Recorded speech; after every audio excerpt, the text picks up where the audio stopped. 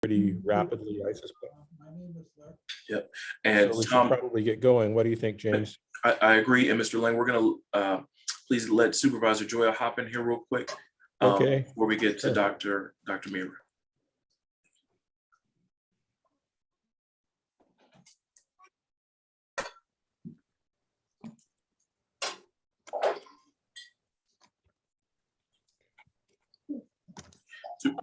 John, are you ready now, or would you like Oh, to? yes. Oh, I thought you were going, were there any other items you needed to cover before I get on? Oh, no, you're up first, sir. Oh, great. Well, thanks. I appreciate this. I'm actually in a few minutes making a presentation at the Kensington Fire District Board meeting. So multiple night. And I know you're going to get to hear from our Deputy Health Officer tonight in a very thorough way. I'm not going to give anything on health updates because she will cover this. There's a lot of new news to hear about. What I wanted to just briefly give you an update about, because it's, you know, as we, this weather has made people continue to worry and think about fire season, and it seems that fire season is now year round. I got an update from Chief Burchard this afternoon about how we're implementing some allocations from Measure X. I told you previously that the Board of Supervisors approved some funding from our new Measure X sales tax. And that funding, I wanted to update dealing with fire and wildfire issues. So the Board of Supervisors approved an allocation, and I'll make sure I have it out in front of me, an allocation of $4 million a year, excuse me, $4.5 million a year for wildfire and mitigation. $2.5 million is designed for funding and staffing a year-round hand crew program. And so I wanted to say that that program is currently being funded out of the county's consolidated fire district, and starting in April will be funded through Measure X. And $2.5 million a year will cover a hand crew of 14 people, 7 days a week from May through October. And from November through April, it would be 5 days a week. So they are out working now. They will be working 7 days a week starting in May. It's an ongoing allocation, and obviously it will go to where there are the needs, and that includes areas along the wildland interface in the El Sobrante Valley. The other point I wanted to update is that there's $2 million a year allocated for larger fuel reduction projects where we would possibly hire contractors to do that work, or forestry personnel, or renting specialized equipment. It will also include some type of grant program that we will probably work with the Diablo Fire Safe Council on, that would provide funding, possibly $2,000 grants to individuals who have financial hardship. It's not, folks who have a financial hardship in doing vegetation management on their own property. So that is something that is also being developed and in the works to implement, which I think will be helpful. And then the update, I think I previously told you that the board has allocated funding to basically $2 million a year to partially fund, along with the city of Pinole, the reopening of the fire station 74, which is out on Pinole Valley Road, which has been closed. That fire station, right now, it is not anticipated that the sort of details, agreements, staffing, all that will get worked out. And the hope is that the station will reopen in the first part of 2023. So basically about a year from now. And it would give additional fire resources to this area, including the El Sobrante Valley, because that Pinole Valley station does respond occasionally, or would, into El Sobrante, and it would be staffed by the county's consolidated fire district. So we are working on those items. I just, knowing we're in fire season, wanted to give you that update. And that should be, I just wanted to update that because I know you'll hear more. James will give a report on other items and our health officer on things as well. So just wanted to say that before I go over to the Kensington Fire District, but please, if there's any questions, let me know. Hey, John, that's really great news. I'm happy to hear this. I think this funding is sorely needed. So thank you. Sure. And I did want to say we are going to put together a meeting in February, and I know of this working group we had put together, just been really busy with things addressing any funding measure for parks. I believe that that the Board of Supervisors will be taking up the issue in our budget this April and May of additional funding for for deputy sheriffs in El Sobrante, along with other unincorporated areas. So I think that that is a strong possibility that will be discussed at our budget in April and May. So that if that happens, that would narrow our focus of our work group discussion to parks. So you should get something any day to set that up. So we will have a meeting on that.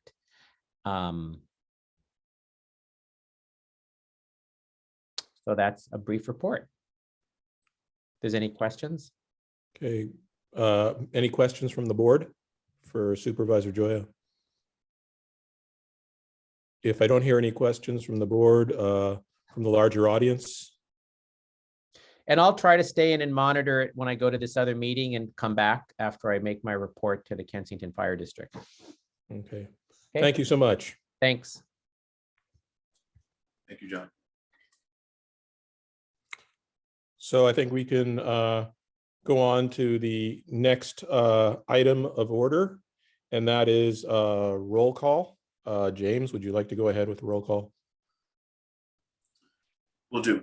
Tom Lang. Yep. Tom Owens is on vacation. Is Jim Herman here? No, Jim. Dr. McLean. Present. Joe Serapicillo has resigned. Mickey Norris. I think I saw Mickey up there. You are. Here. I'm sorry, I was muted. No worries. Thank you, Mickey. George Cleveland. Here. Miss Shirley won't be here tonight, and Emily Wheeland had to work this evening. We have 4 of you. We do have a quorum. Okay. So the first agenda item is election for vice chair, and as chair, I can tell you that should you be the vice chair, the mantle of responsibility won't weigh heavily on your shoulders. It's just, we need somebody to be able to chair the meeting, you know, in the occasion that, for example, I am absent, and to be part of some email communications that take place. So otherwise, do we have any volunteers to? I'll do it. Was that you, George? I nominate myself. Okay, I second that nomination. Okay, do we have thumbs up for George? George, congratulations. You are now elected vice chair of the SMAC. Thank you for stepping up. Oh, you're welcome. I'd get up and dance, but I think I'll just sit on my couch and be comfortable. Thank you. James, treasurer. Thank you, George. Treasurer's report. $3,000. $3,000. Okay, so we'll start with the presentation by the Deputy Health Officer for the county, Dr. Meera Srinivasan. And we're very eager to hear from you, Doctor. Thank you. Can you hear me okay? I have kind of shoddy internet connection. You're good. Okay, You're good. Thank you. Thank you for having me. As Mr. Lang said, my name's Dr. Meera Srinivasan. Meera's perfectly fine, as I know my last name is a mouthful. I wanted to go over some COVID-19 updates. I do have some slides, if it's okay that I share. Lovely.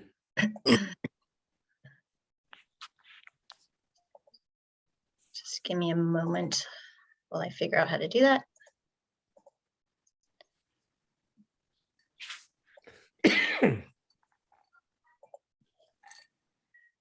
All right.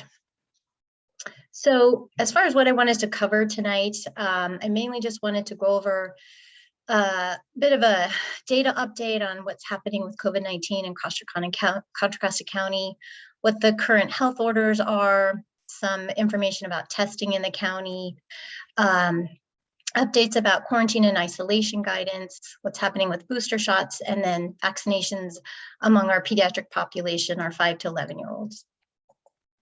And please stop me at any time if you have questions, or I can take questions at the end. But this graph kind of illustrates what's been happening with COVID cases in the county over the past almost 1 year. And so it looks at the case rates by vaccination status, importantly, and it provides the number of new cases per day per 100,000 residents. And it does reflect a 7-day rolling average because just as a result of kind of delay in the data that we gather. So I think that the take-home messages from this slide are, one, you can see that with the Omicron surge kind of represented right here towards the kind of middle of December, we had a large spike and increase in cases.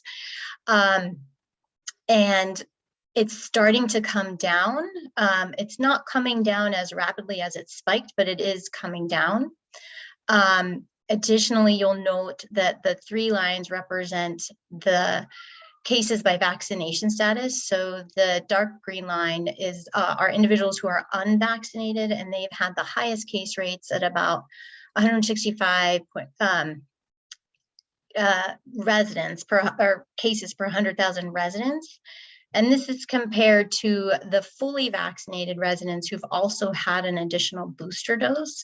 They have had the lowest rates at 45.3, and this is as of January 31st. And then the light green line are individuals who are vaccinated but haven't yet received the booster dose, and they would have about an intermediate risk of 79.6 cases per 100,000 residents. So I think it kind of drives home the point that the booster doses have helped, and that the most vulnerable are those who are unvaccinated. And as of February 1st, with regards to hospitalization data, I'm just going to scroll that down so you have the numbers as well. The number of just overall new cases in the county, we've had about 1,284 new cases, but this is a decrease over the past week of 32%. So that is good information. And then, as I mentioned, we are seeing a lower decrease in the cases compared to the increase that we saw when this most recent surge happened. We are also seeing a decrease in hospitalizations, and I'll show you that data next. So this is a similar graph, but it's specific to hospitalizations in Contra Costa County. And again, it refers to the number of new hospital admissions per day per 100,000 residents, but specific to our 18 and older population. So this isn't in our pediatric. This is just in 18 and older.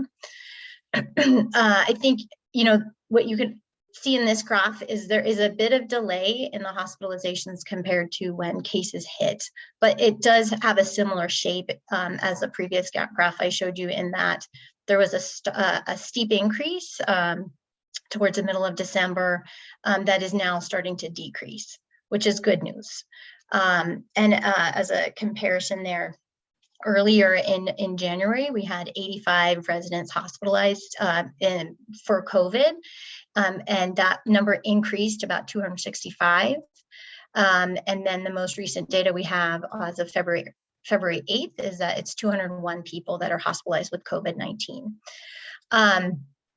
So I think that shows that the those that are hospitalized for COVID-19 is still high.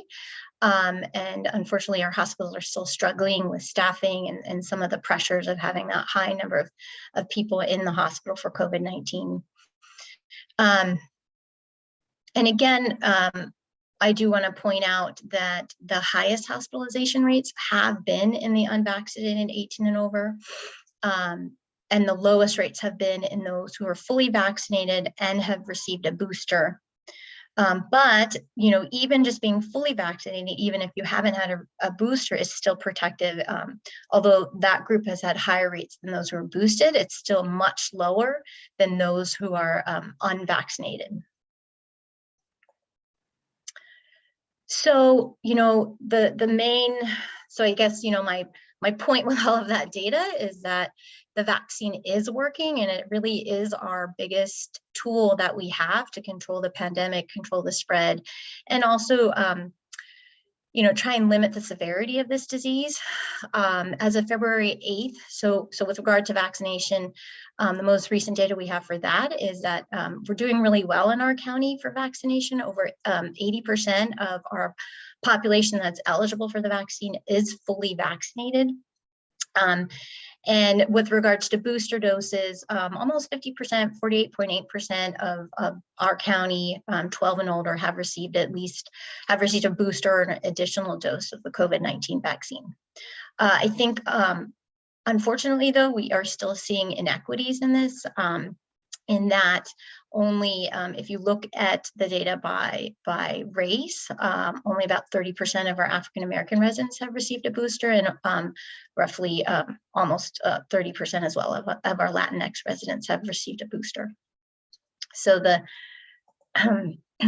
efforts are still going to be strong to get folks, you know, vaccinated who aren't even vaccinated, and then once fully vaccinated, to try and get them a booster dose. So with regard to the health orders in Contra Costa County, as you know, the indoor masking health order went into effect in mid-December in public spaces, regardless of vaccination status. So to include workers in indoor restaurants, bars, gyms, they also must provide proof of full vaccination or get weekly COVID tests. So this is likely going to change as of next week. The state is looking to rescind that indoor masking order, and that'll go into place February 15th. And then in the county, we're going to align with the state. And so look for that to come the beginning of next week. So with regards to isolation and guidance, so this did change a bit with Omicron. So when it comes to isolation, so these are individuals who test positive for COVID-19. We're asking that you stay home on days 1 through 5. And on or after day 5, if you do get if you test for COVID-19 and that is negative and you have no symptoms, you're fever free without using any fever reducing medicines, or you're getting better, you can leave home, but keep masking, especially indoors or around people who are close to you, for an additional 5 days, so a total of 10 days of masking. Certainly, if you continue to have symptoms, continue to have fever, we want you to stay in isolation and continue to stay home. And then with regards to the quarantine guidance, so this is an individual who's been exposed to COVID-19, but we don't yet know if they're going to get COVID-19. So this is broken down by your vaccination status. So if you are up to date on your vaccination, which now means you're fully vaccinated and you have received a booster dose, you do not need to quarantine. You do not need to stay home. However, you should test on or after day 5. If that test is negative, then that's great, but it is recommended that you continue to wear your mask, and especially in indoor places, for an additional 5 days. If, of course, that test is positive, you would then follow the isolation instructions for someone who has a positive test. And then that would, if you tested positive, that would restart your counts. And at any time, especially if you've been exposed to somebody with COVID-19, if you develop symptoms, even after that day 5 of the negative test, you should definitely get tested right away and stay home once you develop symptoms. So for individuals who are not vaccinated or are fully vaccinated but are not up to date with their booster dose, the quarantine guidance is slightly different. You do need to stay home for those first 5 days. Again, get tested on or after day 5. If that's negative and you do not have symptoms, then your quarantine can end. And of course, if that is positive, or if you develop symptoms at any time, then you will need to start the isolation guidance. And of course, if you test negative, you have no symptoms, you're out of quarantine, please continue to wear your mask an additional 10 days, especially in indoor spaces. So it's a slight difference, taking into account the information we have about Omicron in terms of how transmissible it is, but also it has a shorter period between when you are exposed to somebody and then when you would get sick. So if you do need to schedule a test in Contra Costa County, we're still offering testing at county sites. This is a slide that gives you the information on how you can schedule your own COVID test. You can either call the 833-829-2626 number, or which probably is preferred and maybe easier is going online and scheduling at the website, which is basically our cchealth.org/get-tested web address. And of course, if you are in a situation based on your employment or whatever your individual status is that you need regular testing, you can make an appointment or get tested through your healthcare provider. With regards to at-home tests, this is a little bit maybe old news, but hopefully you are aware of the federal program that mailed home test kits. And if you haven't, then you can certainly register for them at covidtest.gov or call 1-800-232-0233 to order those. So with regards to booster doses, at this point, everyone 12 or older should get a booster dose because as the graphs were showing you earlier, that booster dose does provide an extra level of protection, especially against serious illness and hospitalization. And as far as who can get the COVID-19 booster with regards to the specific vaccine that the individual may have received. So if you did receive the Pfizer vaccine, you're fully vaccinated with the Pfizer vaccine. Then if you're 12 and over, 5 months after that second dose of the Pfizer vaccine, you can get your booster dose. That's similar for the Moderna vaccine. However, it's only approved for 18 and over. But again, it's 5 months after your second dose.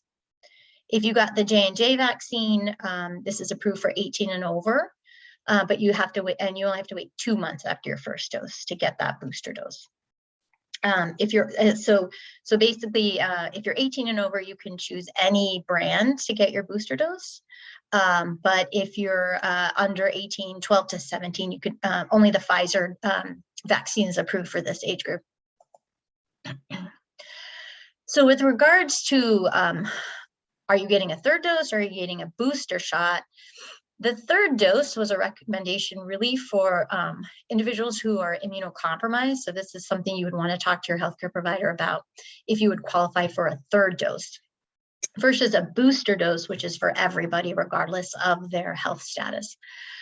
Booster doses differ in that those are 28 days after their second dose of the Pfizer and Moderna vaccine.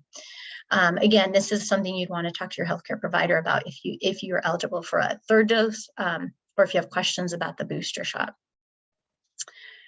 And Contra Costa Health Services, we are providing booster doses to anyone 12 and over at our vaccine clinics.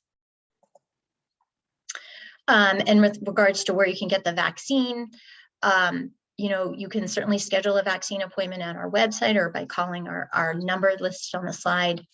And again, you can always talk to your healthcare provider. Pharmacies are also offering the COVID-19 vaccine. At our CCS HS vaccination clinics, we do recommend you get an appointment.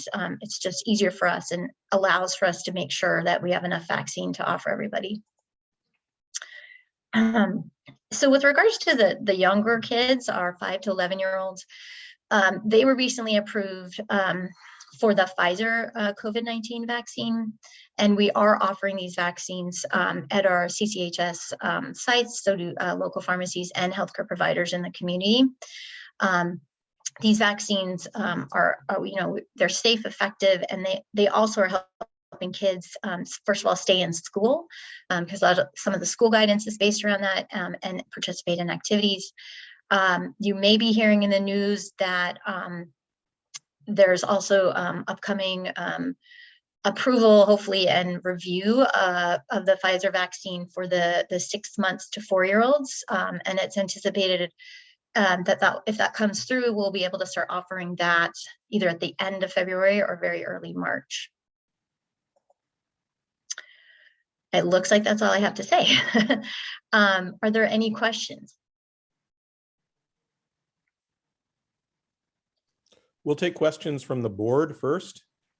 I don't And have a question necessarily, sorry. But there was a question in the chat for Dr. Srinivasan as to the availability of the PowerPoint, if that can be maybe dropped in the chat, the link to it so people can access it themselves. Is that okay? Yes, sure. I can email it out. Okay, very good. I have a question. Go ahead, Mickey. I'm just wondering, have the schools offered vaccines right at the schools? I mean, it seems like when I was a kid, I think we used to get some vaccinations there. And it seems like a, good way to get kids vaccinated. So I don't think we're offering, we have done other school-based vaccination clinics. I'm not certain if we're doing the COVID vaccine just yet.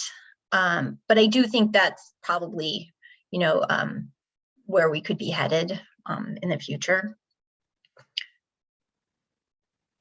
And another question is, how effective are how accurate, I should say, are the home tests that we're getting? So they are accurate. I think we've learned a lot more about these home-based tests. Of course, every test is only as good as the person who uses it. So if used according to the directions, they certainly can be reliable, especially, so if you have symptoms and it tests positive, that's a very reliable result. Also, when we have such high transmission in the community of the virus, they become more reliable.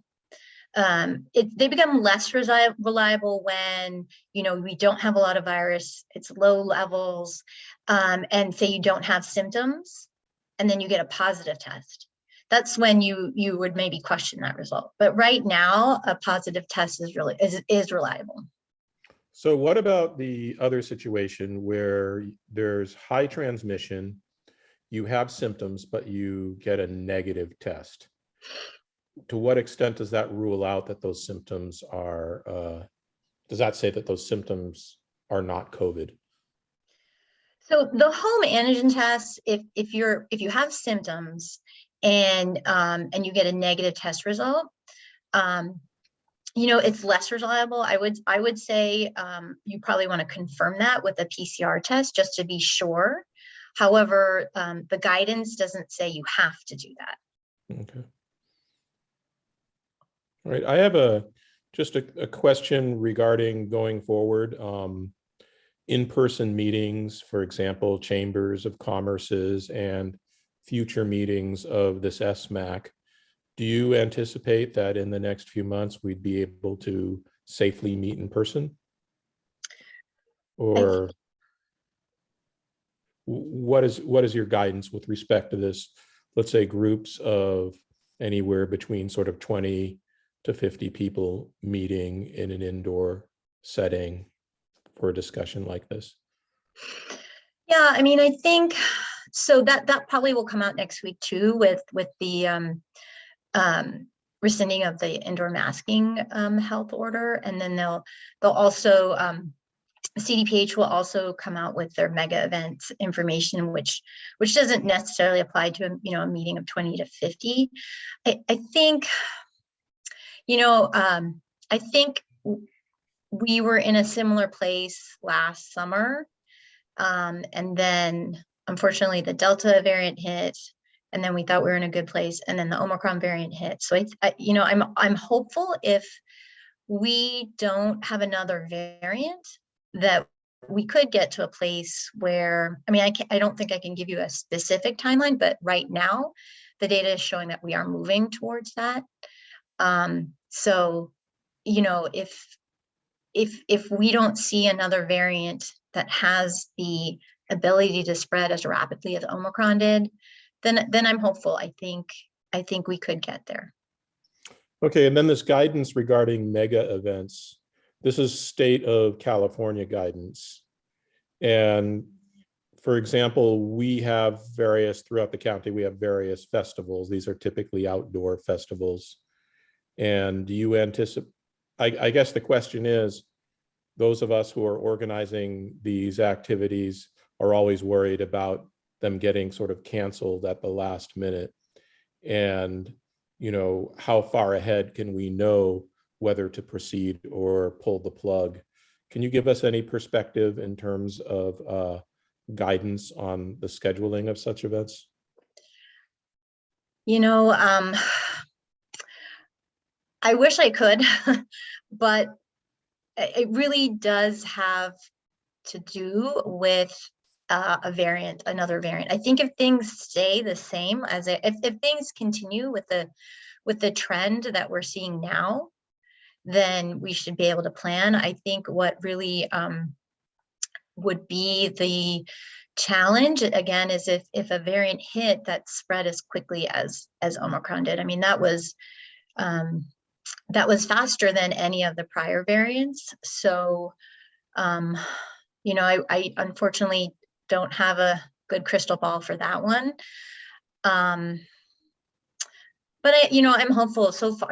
Obviously we live in a world now that any variant in the world will find us.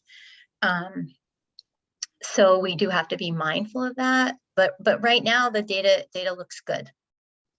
Okay, thank you. Are there further questions from the board? If not, we can move to the general audience. Tom, can I read the couple of things in the chat? If that's okay. Absolutely. There's one of the comments is, where did it go? 3 of them now. Is there evidence as to how long the booster stays effective? That's the first one. The second one is, are there any changes in masking requirements in California? And the third is what about the new variant after Omicron that has been reported to be more infectious than Omicron? So we've got 3 for you, doctor. Okay. So as far as the length of the efficacy of the booster dose, I think I haven't seen any good, reliable papers on that yet, because I think it's still too soon since we started giving those out to say that. With the prior fully vaccinated vaccine, I think we were starting to see some waning immunity around 6 months, which is why the booster doses were then recommended to be given around that time. I think I don't yet know if we're going to see the same effect with the booster doses, but it's possible. And then with regards to the changing in masking requirements in California, so that will be happening next week. I believe it's going to go into effect midnight of February 15th. So on February 16th, we should they're going to rescind the existing indoor masking order, but it'll still remain for, like public transportation. That doesn't include schools. It doesn't include detention facilities. Those areas of potential for rapid spread because of them being congregate settings, those will retain the indoor masking order. and then the new variant after Omicron. So the one I think you're referring to, it's called BA2, and it's a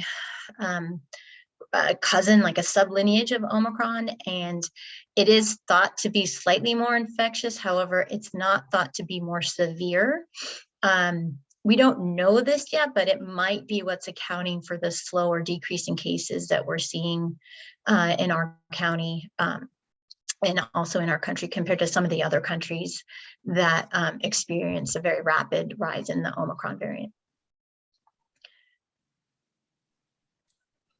So just, this is another crystal ball sort of vague question, but what is your sense of kind of the total immunity, overall immunity in the population against COVID now that we've had, let's say 80% of people being at least vaccinated twice, and then all these people who have gotten Omicron, including both vaccinated and unvaccinated? Yeah, I think that is high. I think it's high. It's probably in the 90% range when you combine the fully vaccinated with the number of people who've been infected. But I guess that kind of gets back to that last question of how long does that immunity last? How long? And that, you know, remains to be seen. But it is high right now. It's thought to be high. Okay. Are there any further questions for Dr. Srinivasan? From Mickey's got one. Okay. And I think that's the last of our council members. I'm just wondering about long COVID symptoms. Are boosted individuals as vulnerable to long COVID symptoms as unvaccinated people? You mean if they actually get infected with COVID-19? Yeah. Yeah, that's a really good question. I think we don't know enough about long COVID in general, but I think that's something, especially with Omicron and the boosters, that's only going to be something we're going to be looking at. So I think the potential is there, but I think we don't know yet. Okay. Thank you, Mickey. So I think we'll just open questions to the floor. And Will Plutz first. I see his hand up. Yeah, hi, thanks.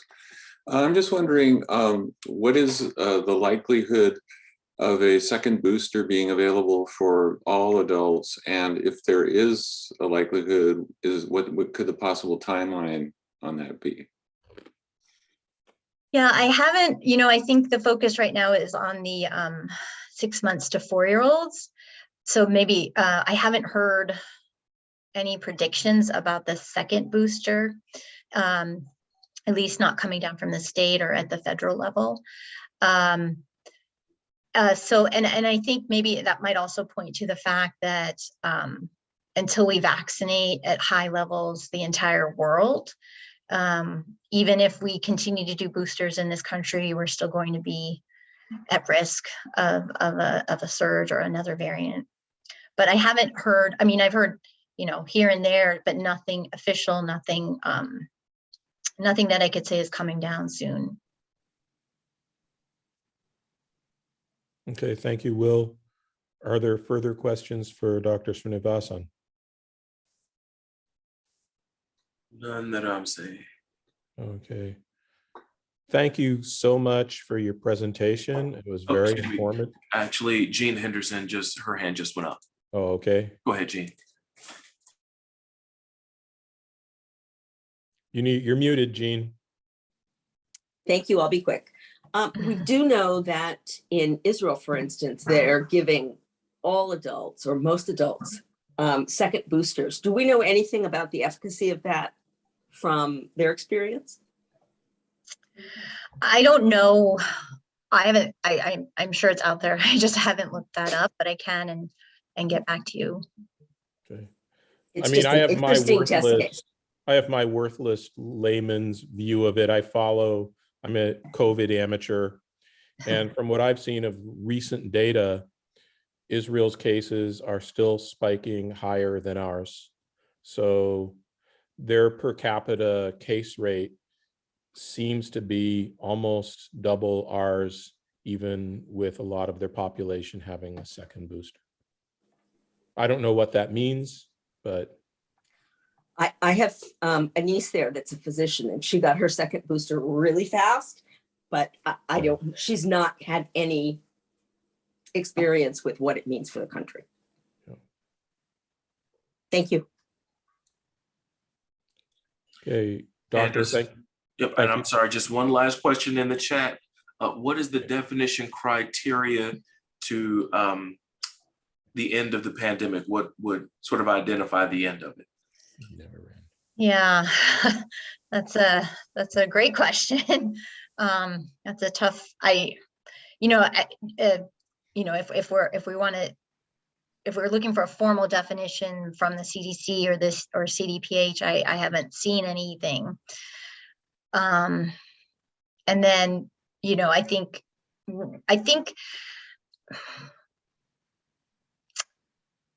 we could, I think at some point we will transition to living with this virus because it's at lower levels and we understand it better, and our hospitals are protected.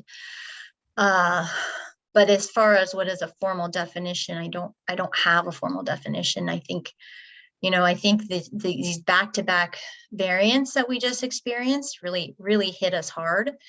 And we're kind of at that point of hoping the dust settles, and then we can certainly, if it does, maybe address some of these maybe long-term outlook questions. Thank you.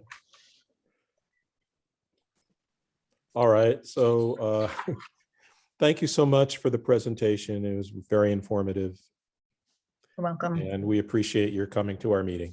Absolutely. Thank you. Thank you. So if there are no objections, we can move to the next presentation. Sheriff's Office Base Station Commander, Lieutenant Mark Rodriguez. Lieutenant Rodriguez, perhaps you could start by introducing yourself and yeah, go on with your report. Yeah, sounds good. Mark Rodriguez, I've been with the Sheriff's Office for approximately 15 years now. I've been assigned to Base Station as the Station House Commander for just over 3 weeks. So I'm getting reacclimated to the Station House. I was assigned out here both as a sergeant and as a deputy previously. Other assignments I've held within the Sheriff's Office or currently hold, I'm assistant commander on our SWAT team, and I've worked contract city of Oakley. I've been assigned to our Marine Patrol and Air Support unit, both as a budding enforcement officer and a tactical flight officer and a supervisor within the air unit, and then also a patrol supervisor. So it's been a few years since I've been on the west end of the county. I'm excited to be back out here and looking forward to working with you guys. I've had some conversations with Lieutenant Buford as far as some of the challenges that have been communicated to him and some of the things you guys would like to see within the community. I know from my time out here previously, some of the issues specific to your guys' area of the county has to do with the traffic and traffic enforcement on San Pablo Dam Road. Also, the increase in the transients and some of the problems they bring to the businesses off of Dam Road as well. So I look forward to working with my CHP counterparts on that, as well as some of the businesses. I know previously we've tried to get no trespass letters from businesses just to give us a little bit more teeth when we're contacting people, and if able to take an enforcement action where we can. I'll also be working with the county and getting together with some of the representatives from CORE and also some of our mental health partners to see if we can get those people housed and or referrals where appropriate. We've done so on so far. I've had a little bit of interaction with them in doing so in Rodeo, and we were able to get a few people referred, and a couple were willing to accept housing. Because that's the other part of this is we can offer them the services, but they have to be able to be willing to meet the criteria for the assistance. So as long as they're willing to do that, we'll be more than happy to help them. Outside of that, I have the reports from January. It looks like we had 655 calls for service for the month of January. For our select crimes trends over the 3-month period, it looks like we had 20 select crimes reported in the month of November, 18 in the month of December, and down to 17 for the month of January. The majority of those select crimes show to be auto burglaries with 9, and then also vandalism calls at 9. The rest were, one or two. The others were petty thefts, either from vehicles or buildings. And any questions of me? Open it up to the board first. Any questions from the board for Lieutenant Rodriguez? Dr. McLean?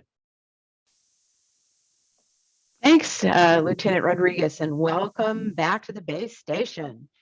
I am a person who owns a commercial property that's currently in construction, and we've experienced quite a lot of problems with wire theft. Have you all done any kind of interdiction work around people stealing wire out of construction sites, et cetera? It's just a horrendous problem for us. Yeah, I can't speak to the historical efforts as far as wire theft specifically. I know that as far as it relates to wire theft, a lot of times it tends to be the copper wire that they're going after because it has more value for them in recycling it. That is something. And plumbing too. Oh yeah, absolutely. With your Yeah. copper pipes and everything else, absolutely. One of the big ones that we're seeing, not just on the west end of the county, but throughout the county and greater Bay Area at large, and we do have some leads with this, is the catalytic converter thefts. And for the same reason, those hold a lot of value. It's pretty quick for a thief to come in and cut those things off. There's efforts that I'm sure my counterpart at CHP can share with you guys as far as to try and combat that. But a lot of it starts with, just being mindful of what's going on in the neighborhood and reporting suspicious activity. And then where we can, taking appropriate security measures, whether it's via videos, security doors, lock gates, things of that nature. But I'll look into the report. Yeah, just because we have cameras, we've got gates, we've got all kinds of stuff. And it's a big site. It's 1.3 acres, so it's really hard to genuinely keep people off a construction site. And crews don't necessarily lock up the same way every time. You know what I'm saying? Yeah. Anyway, my point is it keeps happening to us, and we haven't really made reports. And I recognize, because it's a constant little drib and drab. It's not like a big theft one night that, they're in and out, they're in and out, they're in and out. So I'm just curious, whether or not anybody's trying to figure out on the other end where they're selling all this. Yeah, that's my question. Yeah, a lot of times we can follow up with the salvage yard or scrap yards.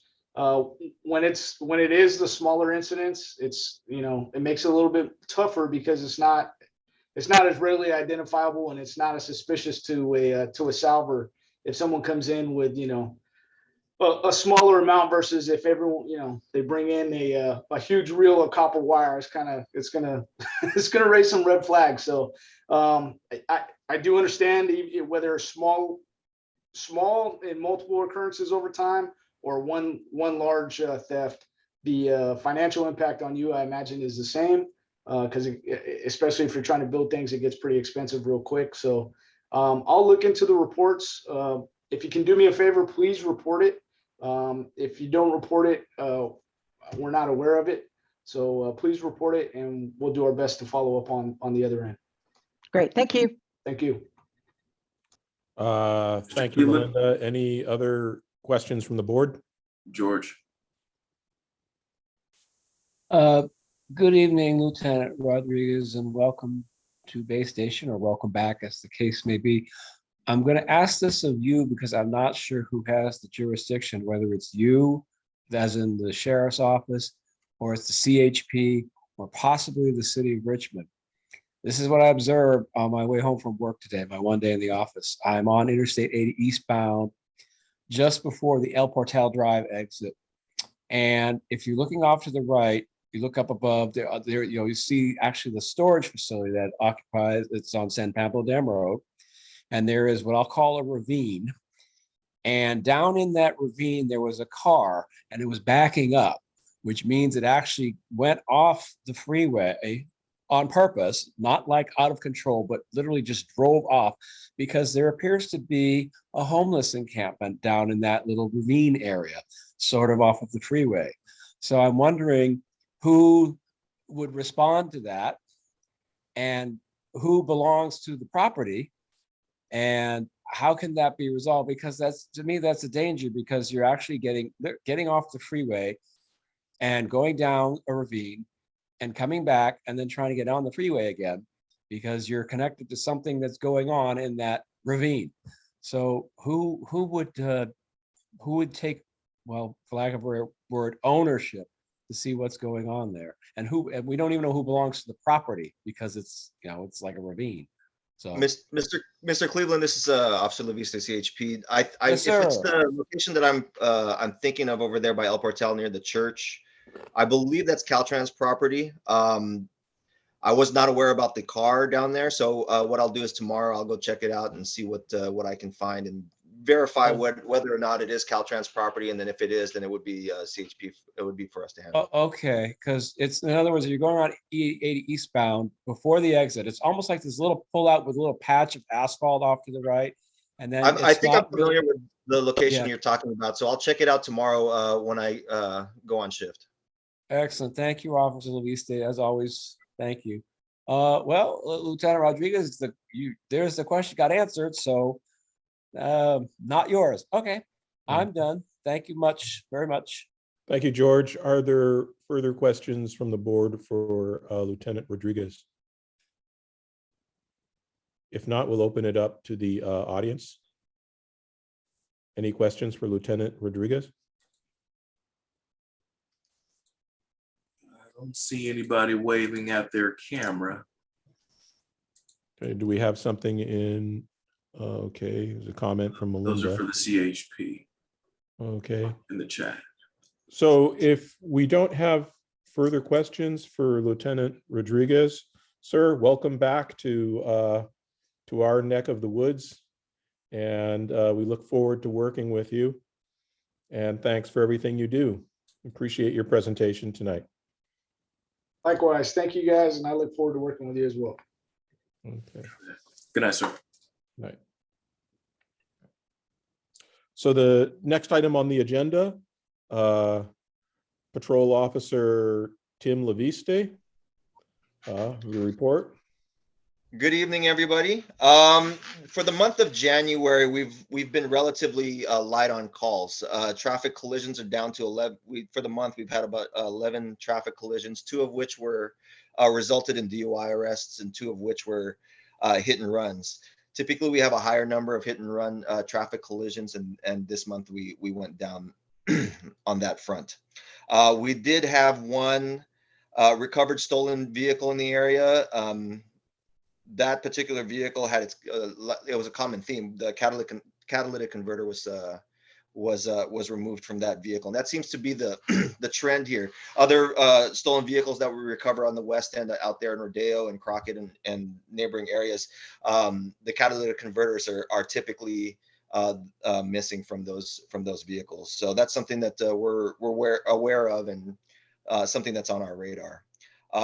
Stolen vehicle reports did go up this month. We had quite a few, 10 of them, and majority of them were in the Milton Clark portion of San Pablo Dam Road. So that is raising some red flags, and we're trying to keep an eye on it. I do frequent the area, obviously, as you know. I'm down there and doing some speed enforcement sporadically. I haven't been spending as much time there near the Milton area. I've been spending a little bit more time down in the downtown area, closer towards El Portal and Hillcrest. But I do still make it out east towards the further east end of Dam Road. I did field a number of parking complaints, some abandoned vehicles. We did have a boat and trailer that I had removed last week. Some other parking complaints that we had down on Appian as well. An update with our radar trailer. You may recall that our radar trailer was vandalized the last time it was out in the area. We were hoping that we could have the trailer repaired, and we were waiting for some parts, but it looks like now that the radar trailer is unrepairable. I believe the repair costs are going to be more than the trailer's worth. So we're now looking for funding to see if we can purchase a new radar trailer, and that's just unfortunately still in the works. We do have 8 new CHP officers reporting to our office next week. If you might remember, last month I spoke about some staffing issues that we were having. We were down on bodies, and this is a welcome for us. The new officers do report next week. The training phase does last approximately 3.5 months. So just please bear with us. We're going to have some new blood, and we're going to have to show them the ropes. So that might take a while to get them up to speed. We had quite a few calls of reckless driving in the Wesley Way, Milton area. I'm familiar with some of those individuals. I've made contacts with 1 or 2 of them. But unfortunately, it seems like that's not making any headway there. So I'm just gonna start to pay attention more to that area, because again, that same Wesley area is where we're getting these reckless calls and reckless driving calls, and also that's where we're getting the stolen vehicles. So I'll be probably spending a little bit more time in that vicinity over there. And then obviously I was just viewing the chats here, and there was some talk about the speed, not so much on Dam Road, but now more on Appian. I'm going to have to spend more time out there. I haven't been out there recently. My focus has again primarily been on San Pablo Dam Road, but I will definitely spend more time over there on Appian and see what I can do.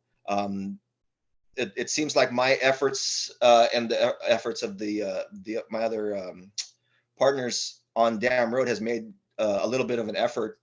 The speeds out there have drastically dropped, I would say. What used to be me just waiting out there for a few seconds before I catch a speeder now has turned into more than 15 minutes before I get a decent speed. So I think our efforts are making some progress. But I will focus my attention now towards the Appian corridor there. I believe that's all I got. If there's any questions for me, and I'll also take a look at the chats. Okay, thank you, Officer Laviste. Any questions from the board? George? Okay. This just popped into my head because I had forgotten about it. And again, it's another jurisdictional issue. I'm not sure if it belongs to the CHP, the Sheriff's Department, or the City of Richmond because of its location. I'm thinking perhaps the City of Richmond. I'm not 100% sure. Hilltop Drive, right at the top where it meets El Centro, there's some spots to park cars. You know, it's in front of the vacant commercial building that's next door to the gas station, right at the corner of Park Central. Now, cars, that's fine, but somebody is thinking it's a good place to park their big old construction vehicles, like large dump trucks. It's an eyesore. So I don't know who it belongs to, but I don't think that that's quite the purpose of those parking spaces, is to leave your construction stuff there, because they don't belong there. It's basically a residential / commercial neighborhood, and they're just parked there, and it's ugly. So I don't know. That is a within county area. Okay. I'll go out there and check it out. Unfortunately, do these commercial vehicles move, or are they just parked there for extended periods of time? Because if as long as they're within 72 hours, they're moved every 72 hours. That's the only thing we can touch them for, other than the registration for those vehicles. It's hard to say because, I see them, it's like a moment in time, if you will. So I don't know if they're moved or not. I think some of them are, because the last time I checked, I think there was only 1 instead of 3. But, it's really not the nice thing that you want when you're coming up to the top of Hilltop, because it's just, it doesn't belong there. That's all. Sure, I'll swing by there tomorrow and take a look at what vehicles are there and keep an eye on them and see if they're not moving every 72 hours. I'll be sure to make sure that the owners know that. Yeah, thank you, as always. And then I also noted there was it looks like there's an abandoned car over there by the Laheim School. I'll check that out as well tomorrow. I notated that. Okay. Other questions from the board for Officer Labiste? If we don't have further questions from the board, I'd like to open it up to the audience. Questions for Highway Patrol? Mr. Plute? Yeah, hi. I'll make your day and throw in another road you're probably aware of. The people mentioned Appian Way having a lot of speeding, and a connector from the dam road to Appian is Valley View. And like coming off the dam road, heading up towards De Anza, it looks like a freeway, and a lot of people drive like it's a freeway. So I think it's a shortcut, Valley View to Appian to 80. Sure, I'll pay some attention to Valley View. There are pockets of Valley View that are City of Richmond jurisdiction. I have been speaking to the Richmond PD's traffic division. In fact, we plan on doing some training together as far as our motorcycle officers training. So that'll be something I'll bring up to them at our next joint training day, and hopefully we can get some of their officers as well to assist me in the efforts. Great, thank you. Okay. Further questions for Officer Labiste? I don't see any questions. So thank you so much, sir, for your presentation and for everything you do. You're very welcome. Have a good night. You too. Have a good one, Tim. So our next item is a presentation by County Fire. We have Battalion Chiefs Thomas. Sir. Good evening. I'm Jim Brooks. I'm the on-duty battalion chief for Battalion 7 today. Welcome. Hi. I'm with the Panola Fire Department. I have the report here from Chief Bouchard for you guys. Just for a little background on me, I'm a local Panola resident, lifelong. Went to school at Juan Crespi, Panola Valley High School, local guy. So with the report from Chief Bouchard, we've got info on the annexation update. The annexation initiative with East Contra Costa Fire continues to move through the LAFCO process. We are expecting the sphere of influence change to be considered by LAFCO January 12th, and the annexation application to be considered at a LAFCO hearing in February. We continue the ongoing planning process and have held organizational webinars, and support with Measure X funds is assisting both fire station construction and reopening, apparatus procurement and staffing, which will further support annexation. Panola Fire Contract for Service Initiative. We have held an initial discussion with the city manager, fire chief, and LAFCO staff early this month. Additional steps in pursuing a contract for service are in process. Measure X funding is providing critical support for this initiative. We will continue to work closely with Panola's council, city manager, and fire chief to pursue this option, which will enhance fire service capabilities in West Contra community and serve to better support the Battalion 7 arrangement there. EMS update. As you know, the spike in Omicron variant COVID cases earlier this month, early January, put considerable strain on the entire emergency medical system from dispatch to response and transport and emergency rooms. This resulted in increases in demand for services at a time during which staffing challenges were being experienced as a result of employee infections.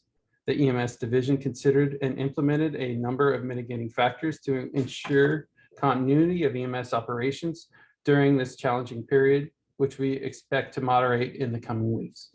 We obtained approvals by the LIMSA to utilize basic life support ambulances as augmentation to advanced life support units to provide much needed additional transport capacity. The LIMSA authorized a revised policy to treat and refer certain patients at the scene without transport to the hospital. We received authorization to use non-911 system BLS resources from other providers, as well as authorization to use our firefighter paramedics as the primary patient care provider as needed to effect transport to the hospital in the absence of normally available ALS resources.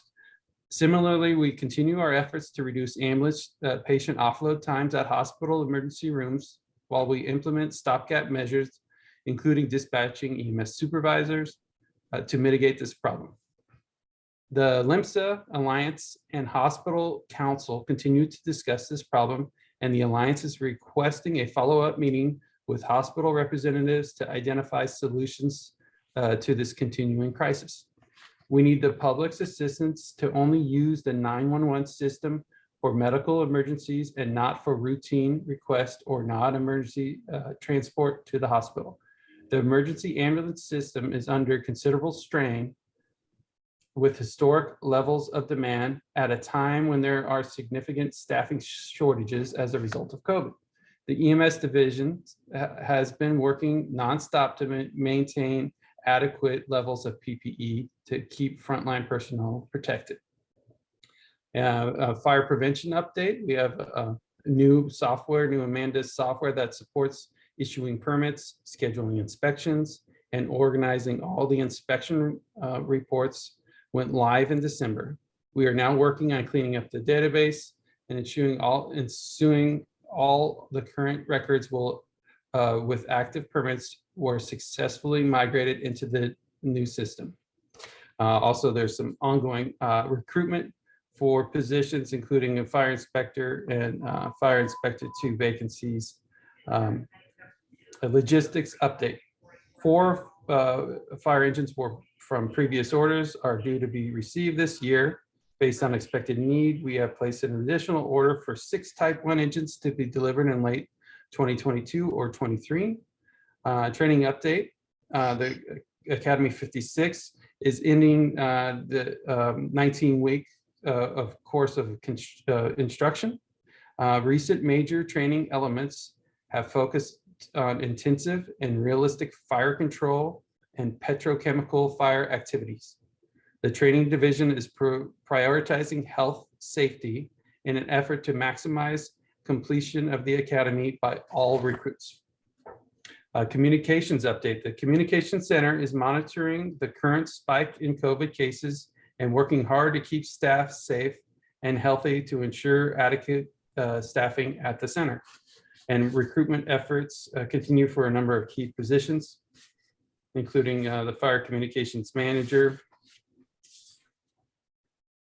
Conditional offers have been made and accepted for one of the 2 vacant fire dispatcher positions and the vacant IS tech position. Background investigations are in progress for both of those. The design phase of the pending communication center remodel continues with good progress toward the eventual new center being located in the old administrative building. That's the end of the report. Okay. Thank you, sir, for your report. And I'd like to open up to questions from the board. Do we have any questions from the board? For George has it up. George? Hello, Chief Brooks. Thank you for your report.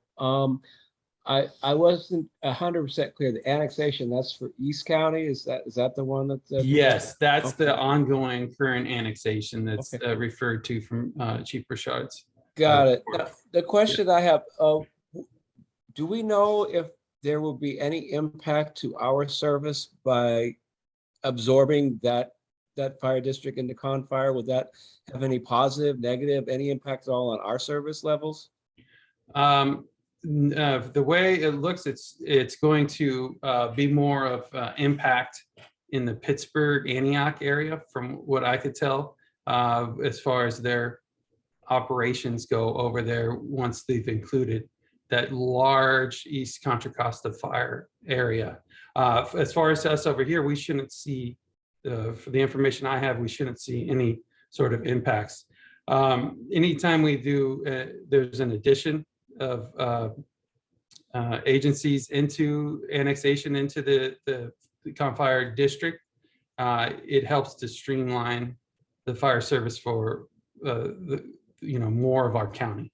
So I think it's an overall benefit, and I don't anticipate any effects here, except possibly an addition of new personnel that could eventually trickle over here to West County. Okay, thank you, sir. That's all I have.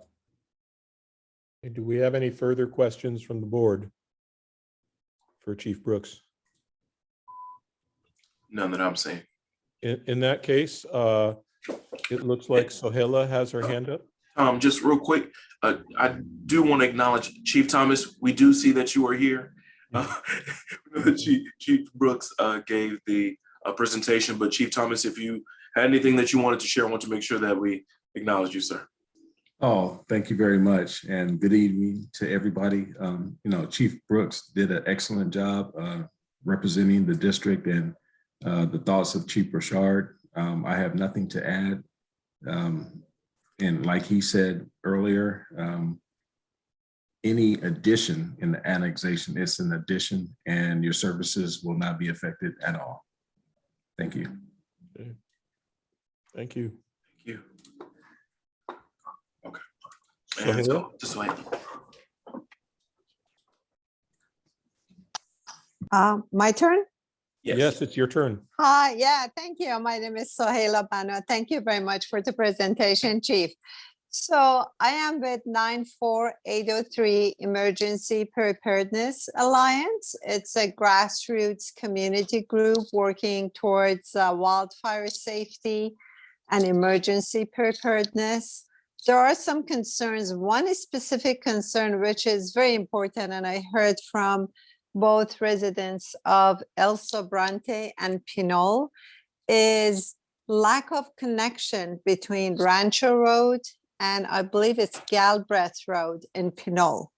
Apparently, those two roads used to be connected. So in case of a wildfire on one side, the residents could escape through that connection, through the other side.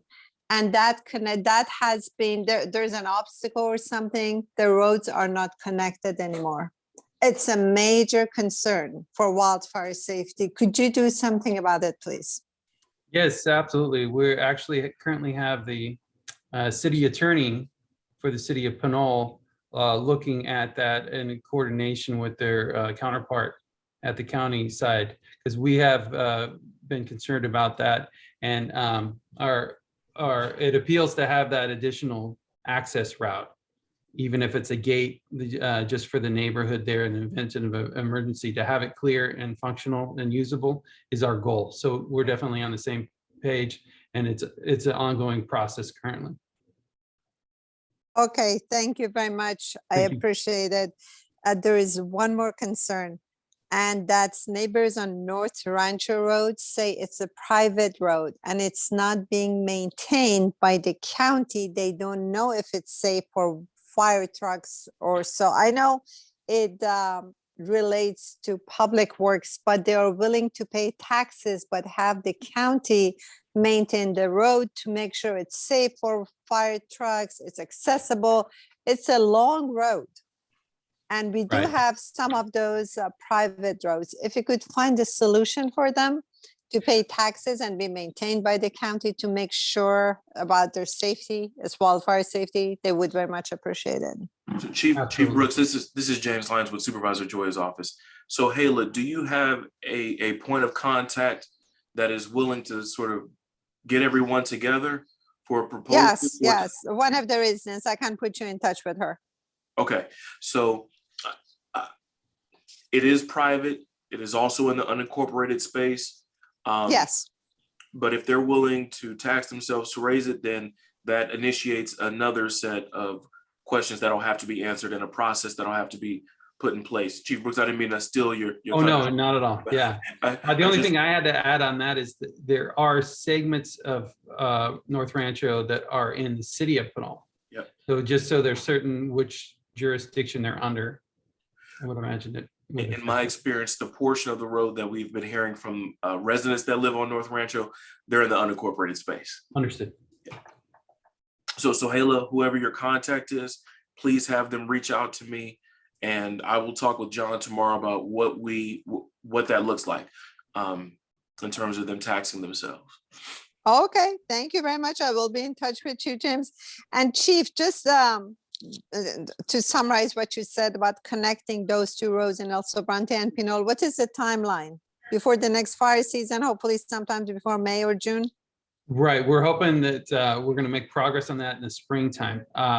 You know, I'll write it down to get an update from my chief to see if we have any report back from the legal side. They were looking at the legality of the access of that road. Like you said, there's some overgrowth on it. There's some trees that were planted at one point. There's a large fence in the way, but it does look like it could be used once again with some effort for access. So I'll put that on my to the front of my priorities here and write up an email to the chief tonight so we could get some more info back. If you'd like to share your email with me, I could share that info with you as well. I'll put it in the chat. I would very much appreciate it so I can update the community about it. And that's the city of Pinole that's following up, or it's CC? That's the information I have was from my fire chief, Chief Winecoop with the city of Pinole Fire Department. Okay, thank you very much. I really appreciate it. Thank you for your questions, Sohaila. Are there further questions for Chief Brooks from the audience? None that I'm saying. Okay, in that case, thank you so much, sir, and thank you, Chief Thomas, for your report and all that you do. Thank you very much. Yes, and I just want to say thank you, Chief Brooks. Excellent job, Mr. Lyons. Thank you for allowing us to speak. I wanted to make sure that when I'm off duty, somebody gives a presentation so that you have someone representing your fire district at all times. And again, Mr. Brooks did an excellent job. Thank you all, and you guys have a wonderful and safe evening. Thank you, Chief. Thank you. Thank you. Okay, so I think we can move to the next item, presentation by James Lyons. James, do you have anything to present? Just a couple things. Okay. Last month, the Nancy Fadden house came up. There was an issue with the plumbing there that has since been resolved by the county's Public Works Department. Some of you may have received an email from our office today. And we have masks available in the office. Sorry about that. I couldn't read my handwriting there for a moment, but we do have masks available in the office. If you want to grab some for your household, if you are involved with any nonprofit organizations, they are N95 masks. Just let me know. Do give me a call or get the office a call and just give someone a heads up so that we can be prepared for you when you get here. And Charlotte Sullivan and I exchanged emails. East Bay Mud will be out here either in March or April from what she's saying. They're getting things together to do a round of presentations to all of their communities throughout their service district. So it may be March, it may be April, but she's working through that right now. And yep, that was the last of my updates. Questions for me from the council? Are there any questions from the council for James? Okay, from the audience. Okay, good to go. Okay. Thank you. All right, so we'll move, thank you, James. We'll move to the next item. There are two discussion items, and those relate to applications seeking an exemption to Title IX. And it looks like there is an individual who wishes to build 2 duplexes. And what I cannot understand from the drawing, James, is if there are 2 duplexes on each of those 2 lots, or each lot has a duplex. So there are basically 2 almost identical items, and both of them have to do with a duplex. So are One there duplex on each lot. Okay, so if you're able, committee members, to access your information packets, you will see that there's a map of the proposed site. So I think if you go to, trying to see the page, for some reason, James, so we're on page 5. It shows one of the locations in a purple squiggle. So I suspect there will be a duplex. There's a duplex proposed there. And then if you go to page, excuse me as I sort of muddle through this.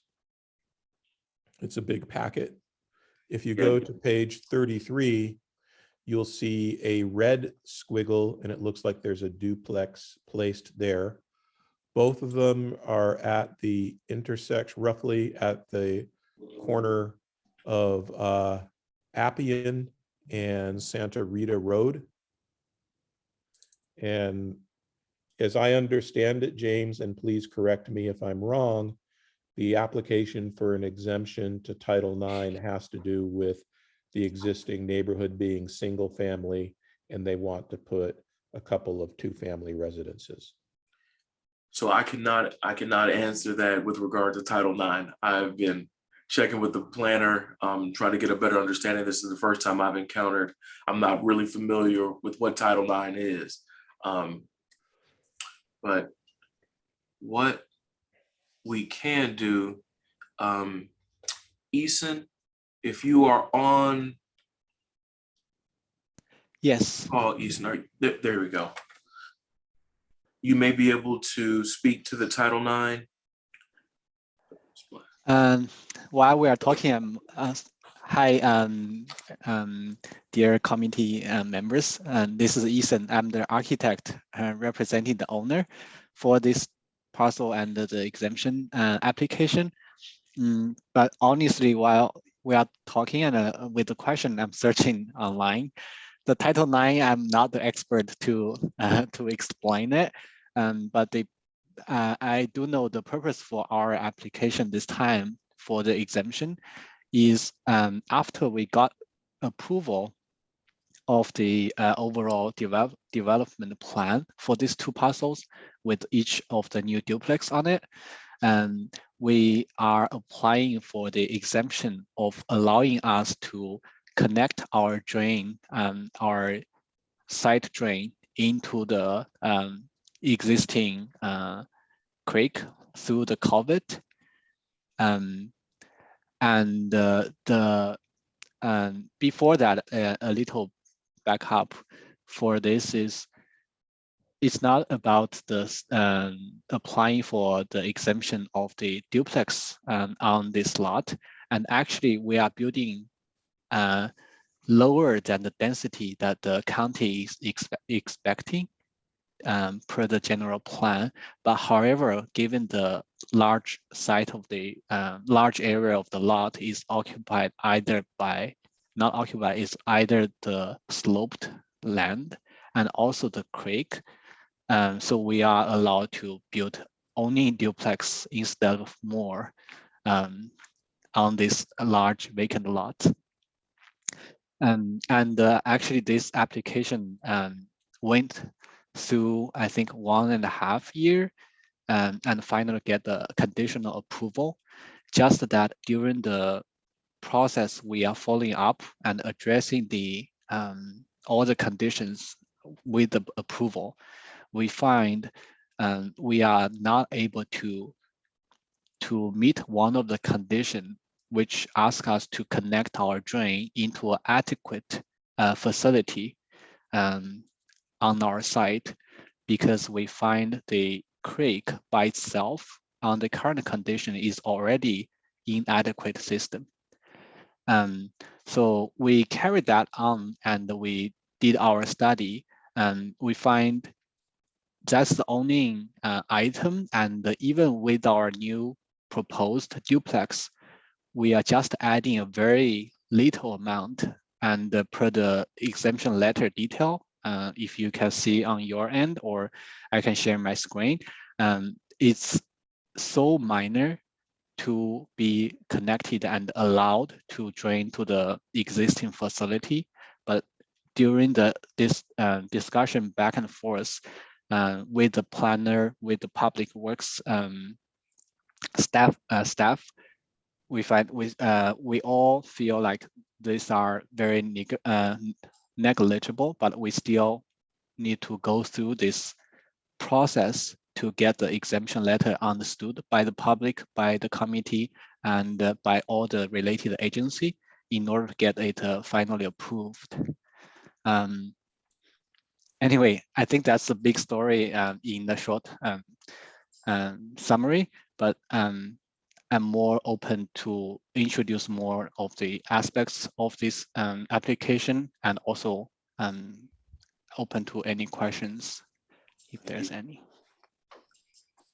Thank you for explaining. Okay. George, you have your question, your hand up? I do, because like you, Thomas, I was looking at the drawings and I was going, huh? So as to what the plan was and what's going to be built there. If I was looking at this correctly, Mr. Yuan, depending on how I would look at, I look at the properties like L-shaped. Is that an accurate description? Yes, actually, those are the two adjacent lots. Okay. One is smaller and the other is larger with the creek and the slope land on it. Okay. That's correct. Okay, so I'm just curious because I work for East Bay Mud, and I know a little bit, but not a tremendous amount, the water company. It looks like the part that faces Appian Way has direct access to water. And I can't tell if the one that I'll call the lot that sort of faces Santa Rita Road has that access. So am I wrong? No, you are absolutely reading it correctly. And the way and the owner actually own these two lots together with the 4426, which is also the one in front of the kind of backyard lot together. And the way we are designing and proposing is to share the, we will connect the drainage together into the front via the shared, let's say 4426 lot, and then back into the creek via the existing culvert. So when you talk about drainage, sir, you're talking about water running off. Yeah, it's the drains and stormwater things like that. runoff. So this I'm talking isn't the about sewage drainage. Yeah, I'm talking about providing the actual water service that the company provides that you'll be connecting to. And usually when you are building on a lot, the lot needs to have frontage on a road to be able to do it. And the Appian Way lot does, but it doesn't look like the Santa Rita one does. I don't think the Santa Rita one does. But I don't know. It's something that when you're building it, you're going to have to contact our office that specializes in new installations, and they'll be able to tell you what you can and cannot do and how much it's going to cost. So before you might want to check with them before you. East Bay Mud's reviewing this on the agency comment request. There's a. I figured. Okay. Yeah. So East Bay Mud's taking a look at it. I figured they're kind of busy. So they'll get to it, but yeah, they're all going to catch that. All right. So thanks for the note. Yeah. So if I understand this correctly, basically the water connection, the water service connection you're proposing for the smaller, the duplex facing Santa Rita you're going to share that water service line with 4426, correct? That's right. And that's the idea. yeah. And then 4448 will have its own water service line from Appian. Is that also correct? So for the 4448, actually we are thinking and proposing the same idea to share with the 4426 because there is Okay. a creek in front Where of is the the whole. creek, sir? So the creek is just the whole north part of the 4448, and they go right under the road at the northwest corner, and so there is a culvert, and the water will go under and passing the Appian Way to the north. And the county engineering deemed that the capacity would be sufficient to handle the runoff? So yeah, that's what we find out. That's part of this application process. That's what's all the agencies that are on the agency common request. That's everybody's part in this, is to review it. Okay. Right, that's on the review, and we did some study and show it. So I guess my point of view in all of this is that if the engineering folks deem that your connection for water service and for drainage is sufficient, then from my point of view, I have nothing to object to. So I don't know if this is shared by my colleagues. Melinda has her hand up. Yes, Thomas, I feel the exact same way, that, you know, this is an engineering problem and we need to know more about the engineers. I also have my own experience on Sobrante Avenue of having to spend $1,500 to explain to Public Works the size of the infrastructure, because sadly, not all of our infrastructure seems to be well marked or mapped. And it turned out even that the pipe that they made us spend so much money to measure turned out to belong to Richmond. So I have no idea, you know, I feel for you actually in trying to just find out what the actual infrastructure is in order to connect properly to it. It's a pretty sad state of affairs in terms of storm drainage around here. The agencies don't know what belongs to who or how big it is. So I see no reason to object though. And I wish you luck. I also have a good hydrology engineer who at least measured my end of it. Maybe she should measure all of Appian Way all the way down so that at some point we'll know what we have, because they don't seem to know. So yeah, I'm fine with this. I have no objection.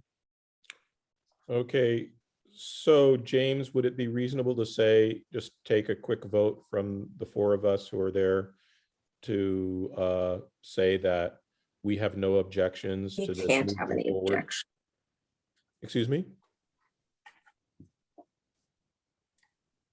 So we have no objections to this moving forward. And I would be happy to write an email. Nikki has her hand up. Okay. Yeah, I noticed somebody asked in the chat about an environmental impact on the health of the creek. Is that being all taken into consideration as well? Yeah, well, I think in the letter, we have civil engineer. We also hired a hydrology engineer to do the all the studies, and also we dig out what the size of the culvert underneath and what's the current the stormwater peak analysis.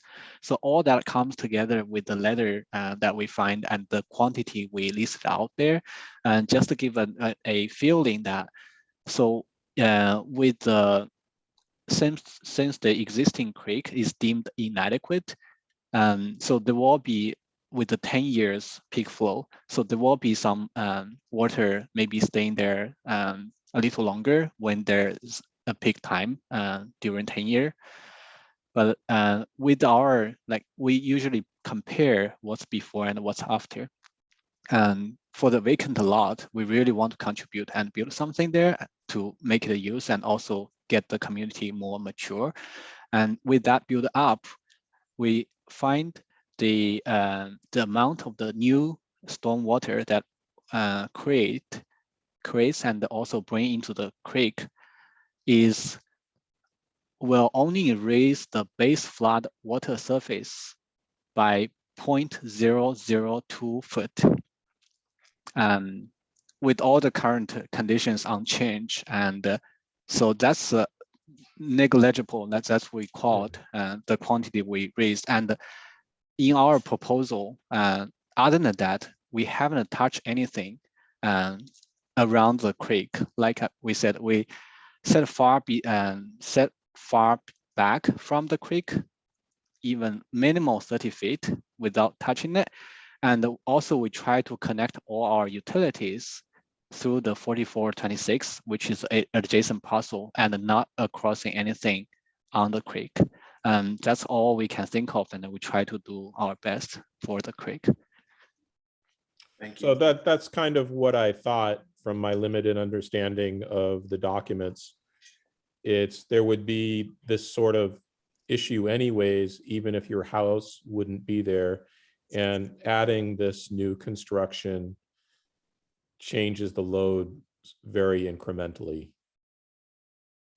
And there's So- one more question. Oh, sorry. There's one more question in the chat.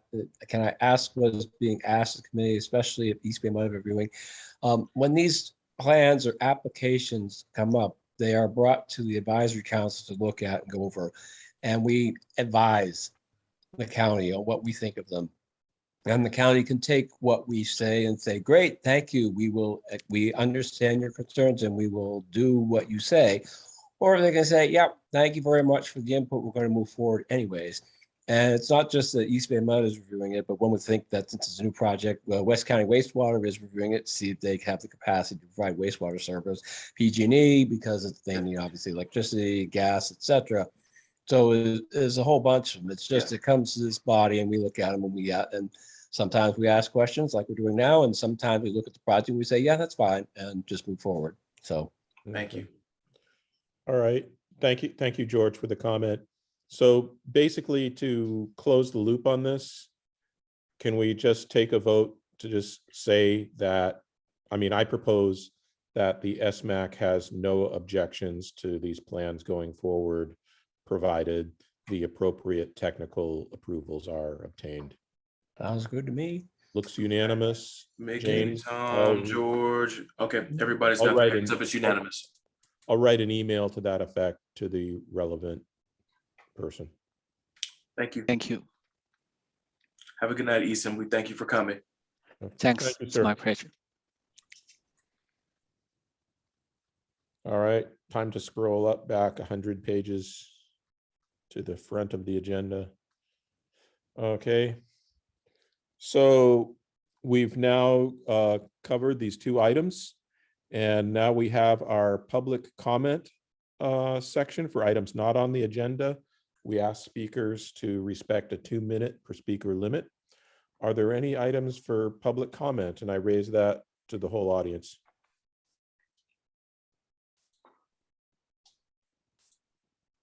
Okay, it doesn't look like there's And then any abstain. public comment. Okay, so we'll move to the next item. Just a moment. Hold up. I see a hand just popped up. Christine Matthias. Please unmute yourself. Yes, thank you. I wanted to know, this isn't a comment, it's a question. Do we have any information about what's going into the old Thrift Town lot and then the old physical therapy lot? And a while back, I attended a meeting where there was a presentation for a cannabis store to be on the corner of Appian and San Pablo Dam Road. Is there any update on those? So on the cannabis lot, Nothing as of yet. Things appear to have stalled. I'm not certain why. The applicant hasn't contacted our office, so I will reach out to them tomorrow. Thrift Town, I've not heard anything. Actually, on the other locations, that I'm not sure where the therapist office is, but for Thrift Town, there's been some interest and some rumors. Also, Brian is good for that, but nothing concrete in terms of someone purchasing. At least not that's come through our office. Well, there's a very fancy new fence. So there may Somebody be. built a brand new fence. Somebody must have bought it. So there's the fence, and someone may have bought it. We don't know who, or no one's contacted our office with that. No one's mentioned it to us. So yes, saw the fence go up, but yeah, there may be an owner, I'm sure of that, but we don't know who yet. So we're still waiting. And I'm Thank not you, sure where yeah. the physical therapist office is that you're talking about. It's on the, it's across from St. Callistus, the church there. That old, that it was, San it Pablo came Dam Road in. in El Portel. Yes, exactly. Mhm. Yeah, it was owned by someone. I don't know if they've sold it, but there was an owner there a couple of years ago, but I've not heard anything. And Well, nothing's come to the MAC. yeah, I only say that because it's a lot of vacant property, and I wonder if there's any kind of, possibility of apartments or anything like that. So anything you could sort of update us on in the future would be great. Yep, as I'm made aware, I will definitely share with the MAC. Hopefully, if someone else hears before us, they will share with this audience as well. So I've heard rumors, and you can take them with a grain of salt, that the site might be used as a grocery store, ethnic, either, possibly Indian or Chinese, Vietnamese. But that's just being bandied around about. That would be some sort of food or grocery place. We'll find out when someone buys it. That's my standpoint. I think someone has bought it. We'll find out what it is when we get an application. Yeah. But that's Harry has his just hand a up. grain of salt. Yeah, Harry, go ahead. Yeah, according to Mark Crowder, it was sold. So this was a report he made. Which lot? Which the Thrift Town or the therapist? The Thrift Town lot was purchased. As to what it's going to be used for, no one knows, but for sure it was purchased. So hence the fence. Hence the fence. All right. So do we have any other items for public? Yes, there are two in the chat. What first is any updates on houseless issues? That would be for James. And the second one is anything happening in terms of a community park, and maybe, I don't know, James, maybe Sohaila could talk about that if that's okay, or rest of the board, because she was spearheading that effort. So Julie, I'll put my email in the chat. I don't know what kind of an update on houseless issues you're looking for. So I have an observation, James. Go ahead. Yeah, so I was driving in the University Ave area in Berkeley. So as you get off the freeway heading towards San Francisco and onto University Avenue. And one thing I noticed is that the homeless encampments there had been completely, it was almost like vacuumed up. There was nothing left. And that included, that west side of the 80 freeway. And it also included the waterway along the east side of the 80 freeway. No more homeless encampments. I didn't see Gilman, but definitely University, which makes me think that the city of Berkeley is probably engaged in a fairly dramatic action to deal with some of their homeless issues there. My question is, I was thinking she was. Are they intended coming meant back more here? towards El Sobrante is what I thought her question was about, houseless issues in our area. So Yeah, but my that's why I didn't go to question is- Gilman or anything like that. Yeah, Just- but the right. question I have is, are we going to expect pressure as the folks who are displaced from Berkeley, are they going to be moving into the El Sobrante area? Ms. Harris, you Yeah. may clarify if you'd like to unmute yourself, or you can put your question down in the chat. Thank you. It was quite a few months ago that I attended the virtual part of an in-house meeting with with the supervisor, where he met with a group of people at a church that was talking about the dangers of the fires in the houseless, homeless areas within El Sobrante. And I mean, that's what I'm asking about. Is there any update on what's happening with that whole thing? I mean, not just the issue of the fire danger, although I'd like to hear that also, but with the homeless or houseless in El Sobrante in particular. And then the other question from me was, I had also followed it somewhere where someone was proposing a community park down on San Pablo Dam Road up against the creek. And I was just wondering if anybody in MAC knew anything about that also. So Julie, I put my email address in the chat. I will Okay. get you the contact for the person that's organized the. It was an event held by a group called Braver Angels that Supervisor Right. Joy attended. I wasn't in attendance at that meeting. I'm not really sure what the outcomes were of that, but I'm happy to follow up with the organizer and with Supervisor Joya. So my email is in the chat. Do email me about that, so I can have your contact information to follow up.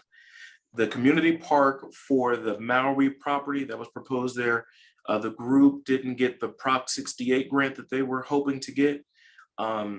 The realtor for the property, Tom Casaza, recently shared that there are other people interested in purchasing the property, but nothing's really moved along in that regard. But that particular thing that you were speaking about, that's all. So Haley, you have your hand up.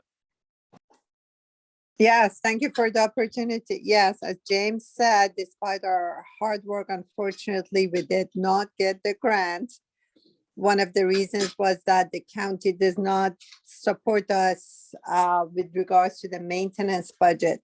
So the next step is for Supervisor Joya and us to get together in a working group and come up with a plan for both purchasing the lot and maintaining it, probably through an additional tax. So you may see it on the ballot, and please vote yes to it. Thank you. By the way, I put my email address. If anybody wants to get updates, send me an email and I'll add you to my mailing list. Thank you. Thank you, Sohaila. Flora Vive? Yeah. I put a chat on Ramon. online right now, but I've been checking the library dumpster almost every day, and it's underutilized. And I was wondering if the green teams, Mickey and our group, can have access to its key, just like the spawners have. The spawners have a set of keys. What I'm thinking of doing is, if we have illegal dumps, we can put it there on the day before the public services pick up the trash, so that the library can use it, and then green teams can fill it up to use it. Ramon, you know, this is an issue for the library. We talked about this before. We don't make the choice on the dumpster that belongs to the El Sobrante Library. That's, Okay. you know, that's a question for Francis. So Okay, I'll talk to him. Yeah, so you want to talk with Francis. He's a manager. Yeah, so definitely, yeah. That Got it. hasn't Thank you. changed. You need to talk to him. Got it. Okay, do we have any further open agenda items? It doesn't look like there are any hands up, James. I think we can move to the next item. Thank you, everybody, for your comments. Definitely. Are there any information items by MAC members? That I see. Okay, I don't see anything. So subcommittee reports, the illegal dumping committee, any updates? Nikki and Chris? Yeah, first of all, I'd like to thank Ramon and Chris and Terry, who are on this Zoom call, for their great work in cleaning up that Caltrans property that Ramon has adopted along San Pablo Dam Road as you get off the 80 freeway, right there in the field. It should look a lot better. They maintain it once a month, so they're on it. So thank you for doing that. We're continuing with our every third Saturday of the month cleanups with different locations. We meet at the library at 10 o'clock. And we had a really nice Martin Luther King birthday cleanup with being serenaded in the beginning as people were registering by Allison Blakely by her violin playing. It was beautiful as people were signing in and getting their equipment that we have on loan there for people who want to help us clean up. And so that was a nice event. Our next one is the 19th, I believe, of February. The Saturday is our next cleanup. But right now we are preparing for an Earth Day event, a big Earth Day event. The Green Team, the El Sobrante Green Team, is going to team up with spawners to clean up the creeks and the streets and have a little bit of an event as well. It's going to be registration we're staging it off from the library. We're going to get a big dumpster. I have to talk to James about that. I think we've decided that we want a 40 cubic yard dumpster for this one. That we'll just do one dumpster, and we're going to meet after our next cleanup on the 19th and look at the property and see where we want to place that dumpster. So we'll have more information on that. But the Earth Day event, April 23rd, it's not the third Saturday, it's going to be the fourth Saturday this time, but we wanted to make it closer to the official Earth Day, which is the 22nd, but ours is going to be Saturday, the 23rd. Registration at the library to sign in, sign your waivers, get equipment that you could use, and you can be assigned to a team to help clean up either the creeks or this location around the area. We'll have some coffee and some pastries donated by Starbucks and some other sponsors, which we're excited about. And then the actual cleanup will be from 10 to 1. And then from 1 to 3 at the library, we're going to have a little celebration for the volunteers. And we're going to have some children's activities about some like art activity related to using recyclable materials and getting creative and getting the kids involved and raising the awareness. We'll have some information tables for people to pick up information on recycling and what to do with all your stuff if you want to get rid of your stuff in a responsible manner. We have all of that information actually on our website, keepelsobrantebeautiful.info. If you could type that in, Chris, that'd be great. That people can look at that website for all kinds of resources, the events. We're linking to other community organizations that we are inviting to table with us. We'll have some speakers, we'll have a little bit of music, we'll have some food, and that goes from 1 to 3. So cleanup, 10 to 1, registration 9:30, cleanup 10 to 1. From 1 to 3, we'll have the after cleanup event, and hopefully we'll make El Sobrante cleaner and beautiful that day, while bringing attention to how much we need to take care of our earth, our planet, our environment, and do good by our community. So we invite you all to participate. And James, I need to get with you to set up our next illegal dumping committee meeting that we'd like to do, I guess, in March. We might as well do it in March sometime.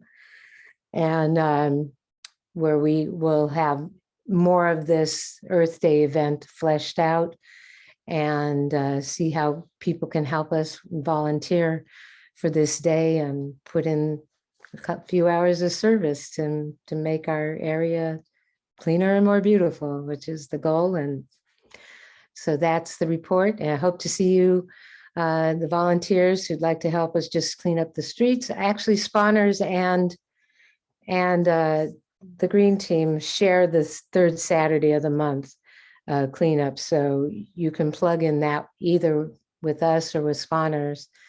And I'm hoping to get spawners to do a presentation to let us know what exactly they're doing in this area at our next illegal dumping subcommittee meeting. So that's, I think I covered that. Did I miss anything, Terry or Chris or Ramon or people who are part of this? Pretty well. The only thing I would throw in there is I think that our work with Caltrans has paid off a little bit. It looks to me like the 80 has been cleaner since we started our having our own Save a Road campaign with Ramon, and contacting them about it and telling them it was bothering us. So once again, the squeaky axle gets the grease or whatever.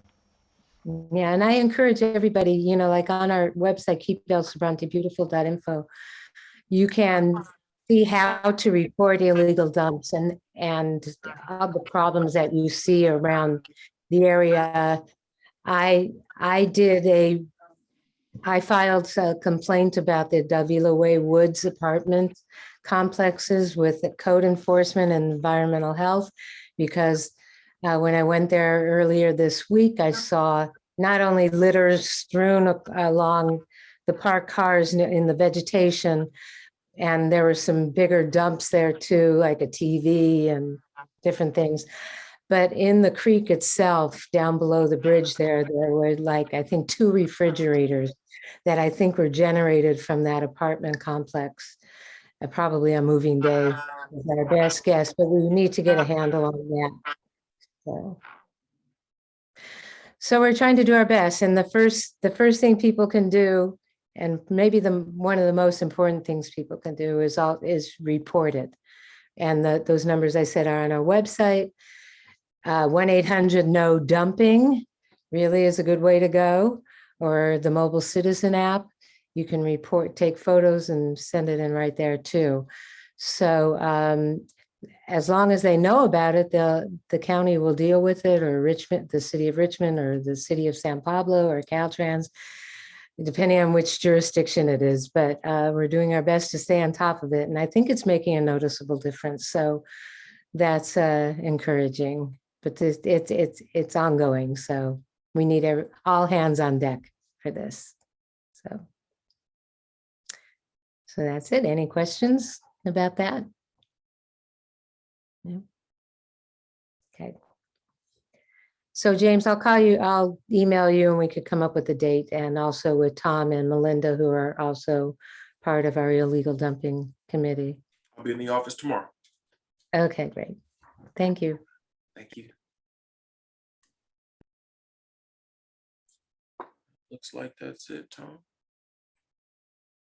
You're muted, Tom. Sorry about that. I just want to thank Mickey, Chris, and Ramon for everything you do in the community. I mean, I personally see the effect, and I enjoyed going out with my wife and picking up garbage along San Pablo Dam Road. It was just a great feeling to help clean up the community. So what you're doing is really positive. Thank you. Thank you too. We really appreciate your efforts. Okay, so if there are no further questions regarding the subcommittee report, the only item left is agenda items, speakers for upcoming SMAC meetings. Are there any suggestions from the floor? Melinda? I'm just wondering what the status is on us getting a training with perhaps other MACs about going through documents like what we did tonight. Yep. Where we have a long thing to look like. Any news on that, James? John and planning folks, the director, they're talking about putting it together. So I know, I was thinking it was going to be more of an informal kind of a discussion. Here's what we look for, but it appears that it may be a little bit more formal than that. But they are working on it. That's what I know. So Great, because tonight will was a know as soon perfect as I do. example of why we need that. Yeah. James, I totally agree. I know you all agree. I've been trying to arrange it. But I got you guys. I got it. Thank you. Sohaila has her hand up. Thank you. Once upon a time, I was in touch with the manager of OES at the County Office of Emergency Services.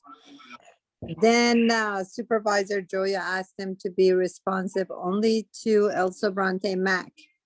And they stopped responding to me. So I would like to ask you, please, to invite the current manager, and I believe it's not Meredith anymore because my email bounced back. And we need to get in touch with them and see how things are going. In terms of emergency preparedness, we are pushing for a drill, for CWS sign up, many other issues. So it'd be nice to stay in touch, get updates, have him here every 3-4 months, let us know how it goes and hear our concerns. I would very much appreciate it. Okay. Got it. Thank you. Sohaila. And for R. Hadley in the chat, I will have our code enforcement department reach out to the old El Sobrante Christian School and see what's going on there. I'm not sure about ownership and things like that, but we will have our folks go out and have a talk with them. Okay. So thank you, James. So I think unless there are any further requests for new agenda items, we can adjourn the meeting. I just want to thank everybody for their dedication in attending the meeting tonight. It was a dense and detailed agenda, and I think we got through it with some nice discussion. So thank you so much, everybody, and we'll see you all next month. Thank you, James, for running the meeting. Thank you, everyone. If you got things for me, don't wait till March. Hit me up in between. Thank you. Okay. Good night. All right.